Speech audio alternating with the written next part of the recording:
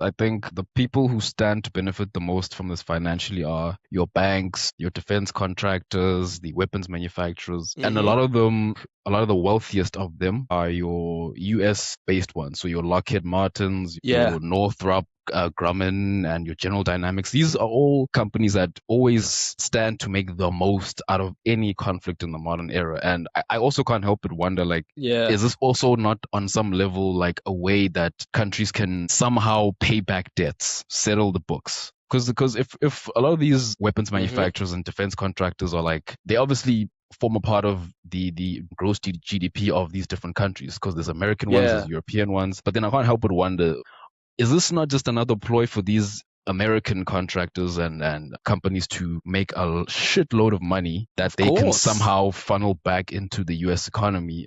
Especially when Of when you course. consider what you mentioned about disrupting the dollar dominance. Is this not like another ploy for them to try and buff up and consolidate funds while also creating an excuse to wage this war? Even though your average American doesn't even want this war. It's not a popular war, in America Mm-hmm. when the stats have been done. So it's like, Mm-hmm. follow the money. It's like, it's the banks, it's the contractors, the Mm-hmm. weapons manufacturers. These are the people who gain the most from this. And then at the same time, Mm-hmm. politically, people like Trump benefit by creating the most convenient smokescreen there is. And they don't care about what lives they throw into this and which lives they're ruining. And they also exploit the Yeah. fact that on the ground, it seems like a lot of the Iranian people are desperately wanting a regime change. But at the same Mm-hmm. time, it's like the US isn't coming to your aid purely out of the love Mm-hmm. of their hearts. They have an interest, whether it's the Strait Mm-hmm. of Hormuz, whether it's political control over Iran again, like they used to have when the Shah was running Yeah. the show. So it's like there's a lot of different angles to this where it's like, hey, Yeah. what should we follow?